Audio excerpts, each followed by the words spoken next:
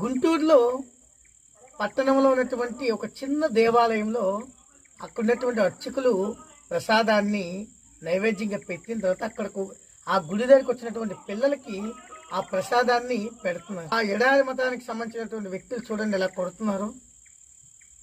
మరి ఈ యొక్క భారతీయ సంస్కృతి సాంప్రదాయాలని ఆచరిస్తూ వాటిని హిందువులకి మర్చిపోకుండా ఆచరింపజేసినటువంటి ఒక అర్చకుడిని అలా కొడుతూ ఉంటే రాబోయే రోజుల్లో హిందువుల పరిస్థితి ఏమవుతుందో ఒక్కసారి ఆలోచించండి. మీరే హిందువులాగా. అందుకే మీకు ప్రతిసారి చెప్తుంటాను, 2057 నాటికి మన హిందువుల పరిస్థితి చాలా ఘోరంగా ఉంటుంది అని చెప్పి.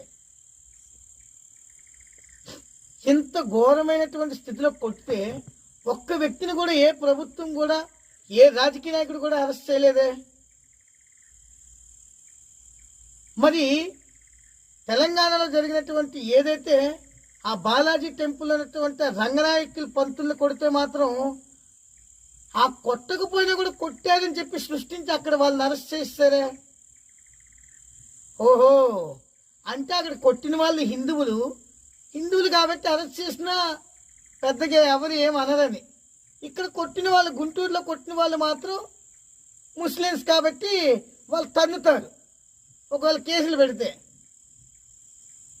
ఇది న్యాయం అన్నమాట. అంటే అక్కడ ఎవరైతే అక్కడ రంగనాయకులు అనేటటువంటి పంతులు ఎన్ని పాపాలు చేసినా కొట్టకూడదు. ఎందుకని? ఆయన ముడుపులు ఇస్తాడు కాబట్టి అక్కడ ముఖ్యమంత్రికి కానీ అక్కడ ఉన్నటువంటి రాజకీయ నాయకులకి. మరి ఇక్కడ ఉన్నటువంటి చిన్న దేవాలయం కదా, చిన్న పంతులు ఆయన పాపాలు చేయడు కాబట్టి ఎవరికి ముడుపులు ఇవ్వరు కాబట్టి అందుకే ఈయనకి న్యాయం జరగదు అనమాట.